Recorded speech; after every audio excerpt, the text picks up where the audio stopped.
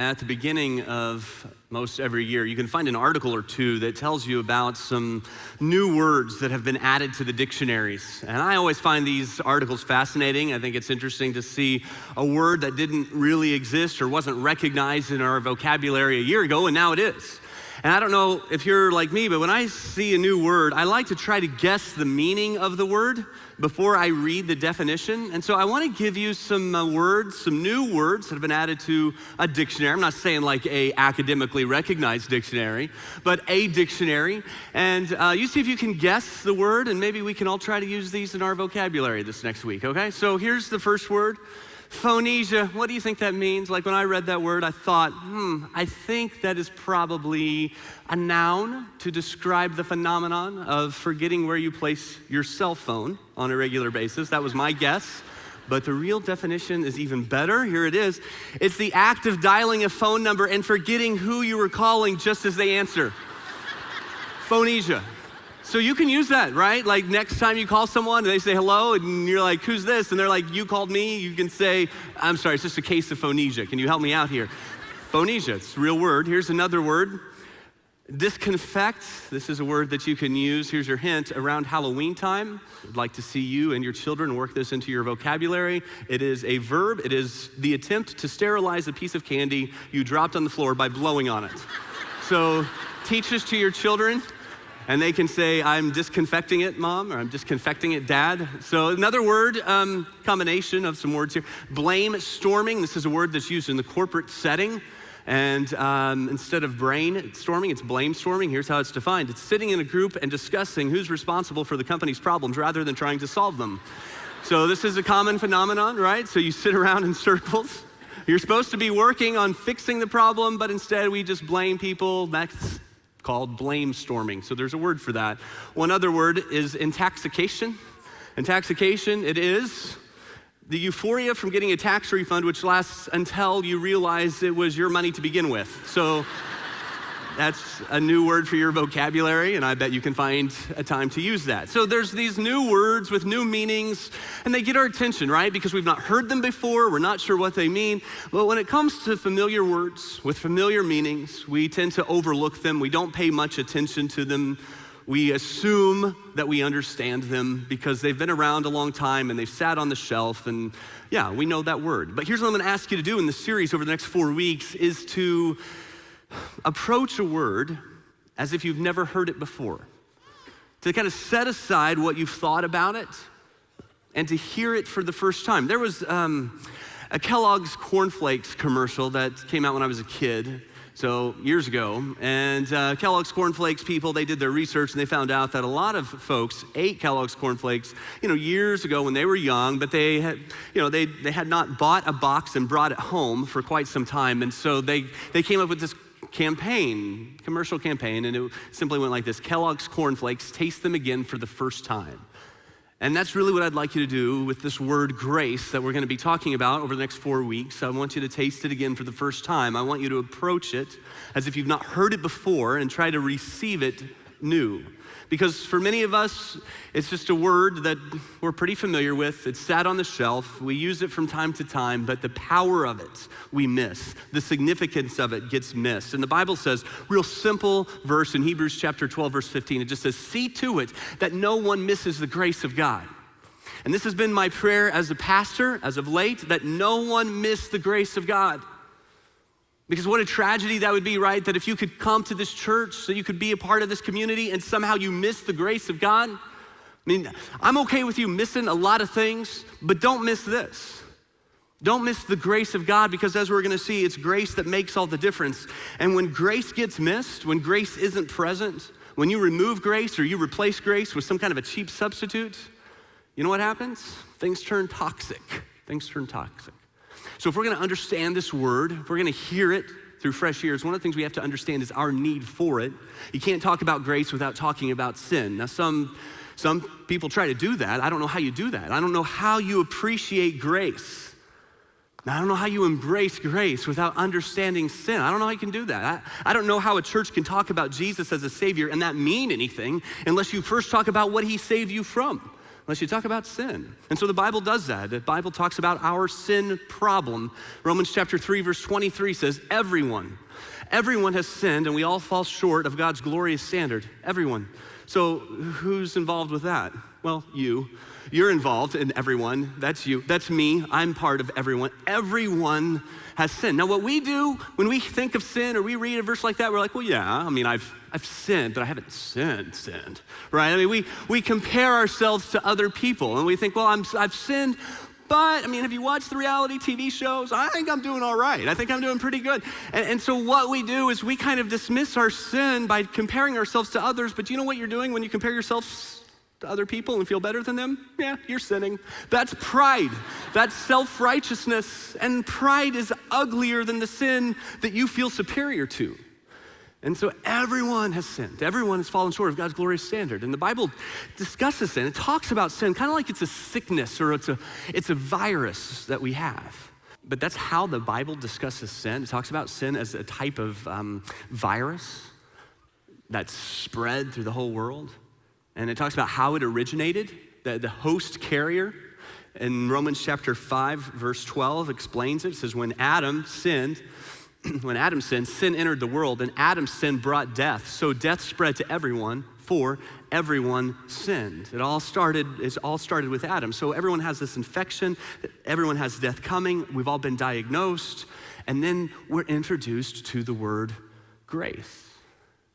That there is an antidote for this infection, this virus that all of us carry. Romans chapter 5, verse 15 says, for the sin of one man, Adam, brought death to many, but even greater is God's wonderful grace and his gift of forgiveness to many through this other man, Jesus Christ.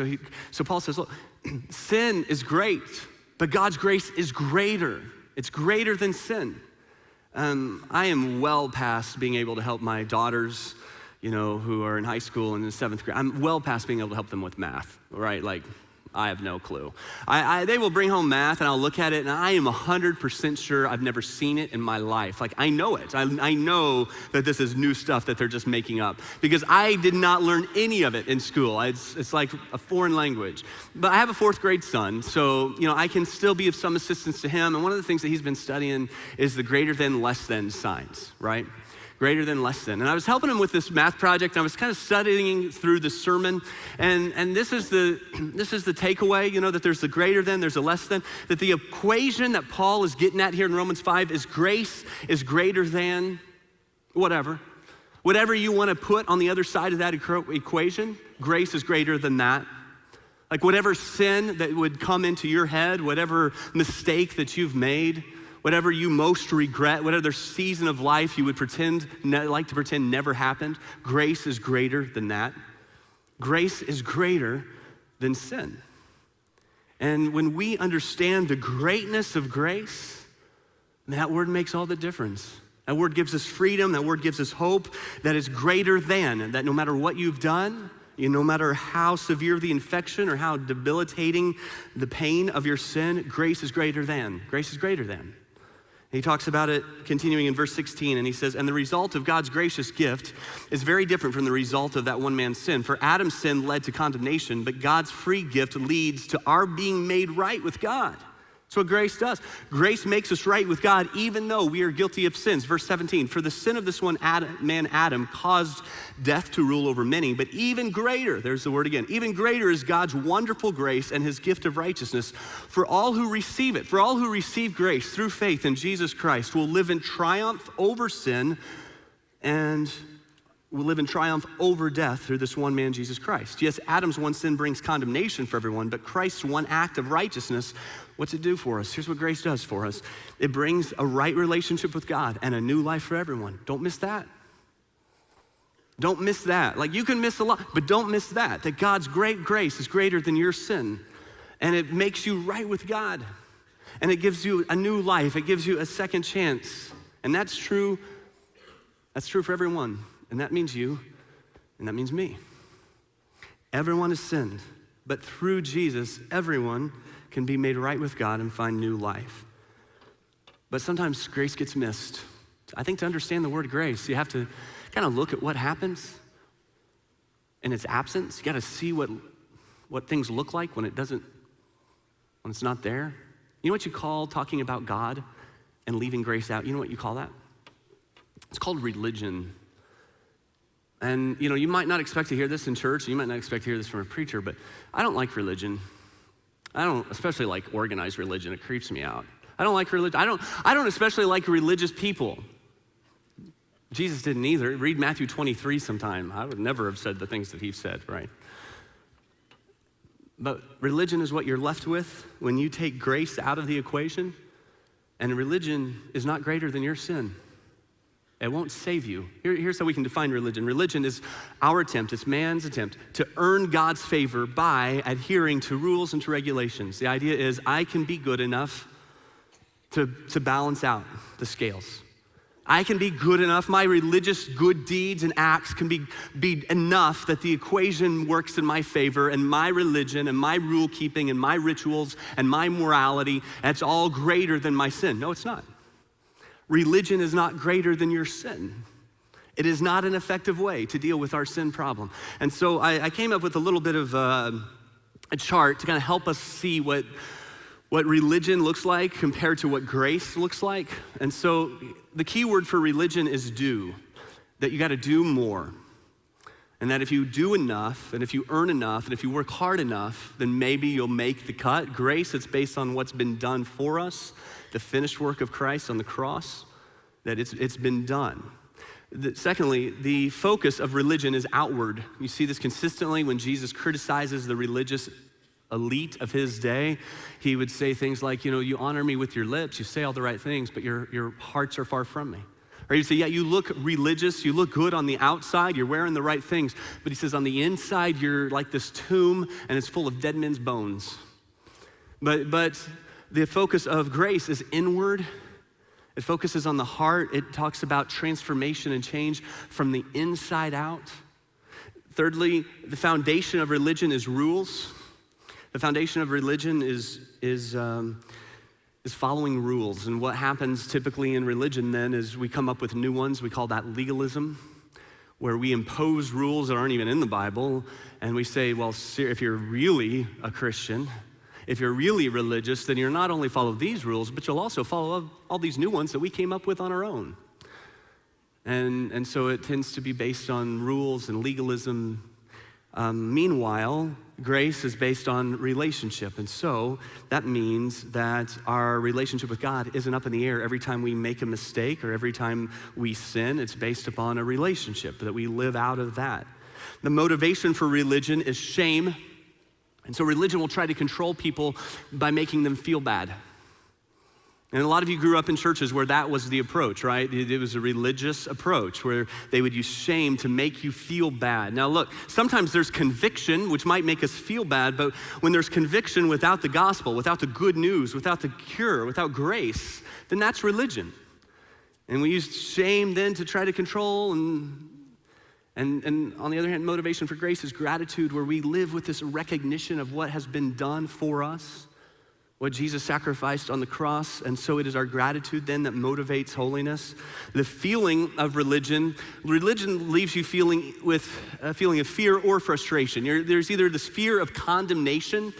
It's this idea that, and some of you felt this growing up, like, oh, if Jesus came back right now, I wouldn't make it. Like you just hope he's not gonna come back in the middle of your sin. And you live with this constant fear that you're not gonna be good enough. Or there's this frustration because you're trying to be good enough, but you just never seem to measure up. And so you just live in this constant sense of frustration. But then grace gives you the feeling of freedom. Where there is grace, there is freedom. You feel free from the pressure to measure up because it's already been taken care of on the cross. The outcome of religion is pride and guilt, one of the two. Either you're gonna sit around and you're gonna be proud or self-righteous because you think, I've kept the rules and look how much I've done, or you'll feel guilt because you think, I haven't done enough and I messed up again. Meanwhile, the outcome of grace is love. The Bible says that we love God because he first loved us. When our focus is on his grace in our lives, we experience love. He did for us what we can never do for ourselves. And so the foundation is love, but the bottom line is that grace is greater than religion. Grace is greater than religion. So religious rule keeping does not deal with our sin condition. It is not an effective treatment for the sin virus. Grace is what we need. But to understand the significance of this antidote called grace, it's not enough to just see our need for it and to see what happens when we miss it. But really, what I've just grown to understand more and more is that understanding grace isn't so much done by way of explanation, but by way of experience. Now that's frustrating to me as a communicator, as a preacher, as an explainer, because I have to acknowledge I can't explain the word in such a way that you will appreciate it. Instead, it has to be experienced, and until you experience it, you won't really understand it. That's why if you study grace in Scripture, Paul will talk about grace like 100 times. He uses the word grace, more than that. Jesus never uses the word grace. But we learn about grace through the context of stories in the gospel. Because the effective way to understand grace is through experience. E.B. White puts it this way, and he uses a metaphor here. He says, grace can be dissected like a frog, but the thing dies in the process, right? Like you can take an academic approach to understanding grace, and you can read the definition out of a theological dictionary, and you can do the word studies, and that's fine. I mean, that's good, and that can be helpful, but if that's all you do, it's like dissecting a frog. You're gonna kill it. There's no way to dissect it without killing it in the process. Grace, the power of grace, has to be experienced. An explanation does not do enough. And so that's why the Gospels are mostly stories, because story is experience. And so here's an example from John chapter 8. Instead of reading it to you, I'll just tell you the story. Jesus is teaching in a courtyard early one morning. We don't know what he was teaching on, but it must have been pretty good because people have got out of bed early to come hear him. There's no indication, there was time change weekend or anything like that. It just seems that they wanted to go hear him.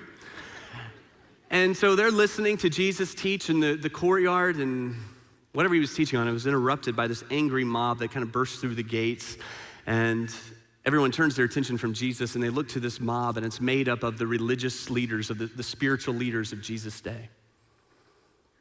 And being pushed along in front of them is this woman that we can assume is probably not dressed or covered in much more than a bed sheet, if that. And she's shoved to the ground, to the dirt in front of Jesus. One of the spiritual leaders looks at Jesus and says, and this is from John 8, 4 and 5, "Teacher, this woman was caught in the act of adultery. The law tells us to stone such women. What do you say?" First, he doesn't say anything, like Jesus knows this is a trap. But he bends down and he starts to write in the dirt with his fingers. We don't know what he was writing on. It's a good question to ask him one day, what he was writing in the dirt. Some speculate that maybe he was writing the sins of the accusers because of what he was about to say, but we don't know. One of the religious leaders says to Jesus, "What do you say? What should we do?" And Jesus stands up and he just looks around and he says, "Well, if any of you is without sin, then you can cast the first stone."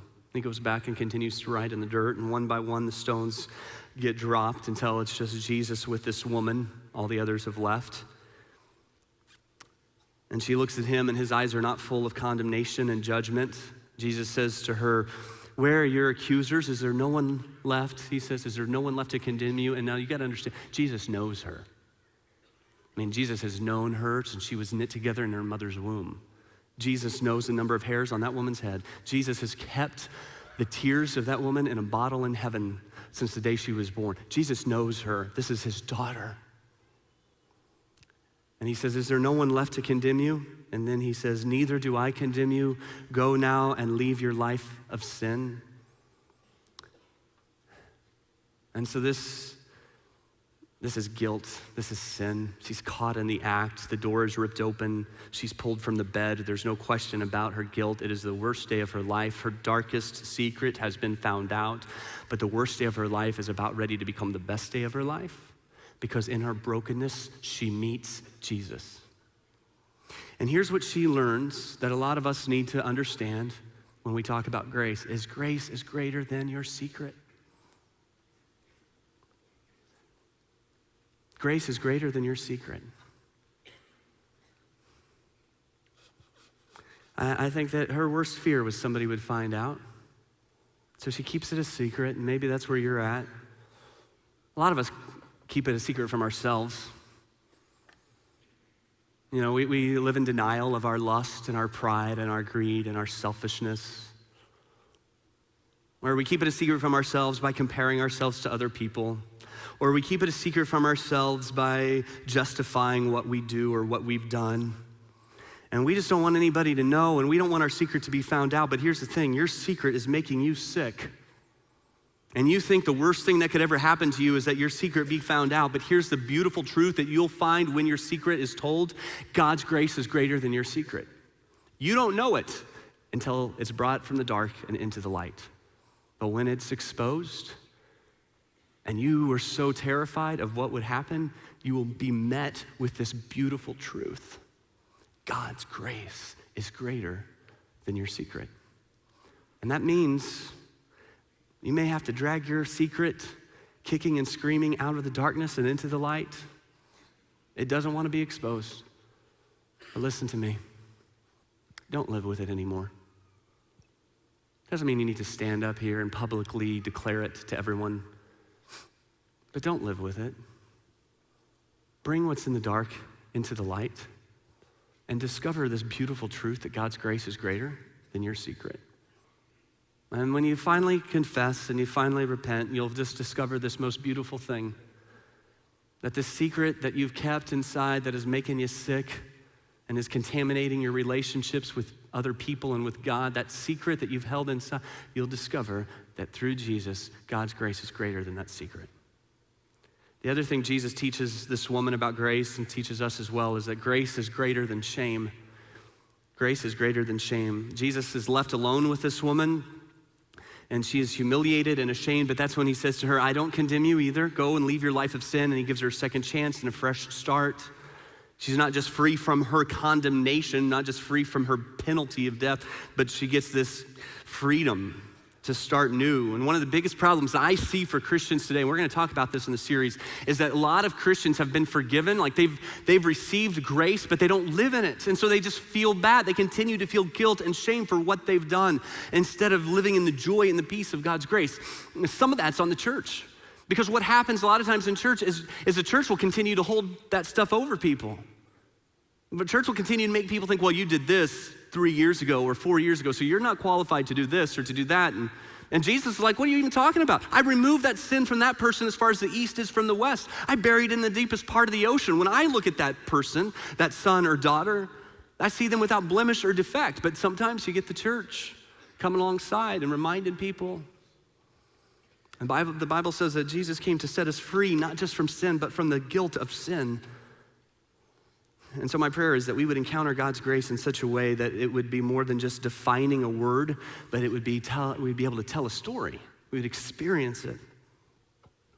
A preacher that some of you have heard, his name is Matt Chandler. He tells about his freshman year in Bible college that he met this young lady, young single mom named Kim, and that he and some of his friends in seminary were just trying to introduce her to God. And one night, Matt invited her to go to this Christian concert with them. And so after the band, there was a preacher that got up, and he stood up and he was gonna talk about sex, and he was kind of angry right out of the gate and started talking about STDs and statistics. And then he got this red rose out, and the rose was new and beautiful and looked nice, and he smelled it and said it smelled good like a rose, and he threw it out into the crowd. He said, I just want you to pass that rose around while I'm preaching. Everybody get a chance to pass it and to smell it, and then I'll have you bring it up to me later. And so he continues to kind of preach about sex, and he's, pointing the finger, and his voice is raised. And then towards the end of the sermon, he concluded his sermon by saying, now, someone bring that rose back up to me. I need my rose back up here. And so someone brought the rose up to this preacher on stage, and it was a mess, and it was broken. Half the petals were gone, and he held up the broken rose, and he said, now, who would want this? It's been handled, it's been broken, it doesn't even smell like a rose. Who would want this? Nobody wants this, nobody would buy this. And Matt's sitting next to this young lady, and he said that everything in him wanted to just stand up and yell, Jesus wants that rose. Jesus bought that rose. That's the whole point of the gospel, that he who knew no sin became sin for us so that in him we could become the righteousness of God. The whole reason Jesus came is to make things new. The whole reason Jesus came was to take what's broken and turn it into something beautiful. So what the whole message is about is that Jesus wants the broken rose.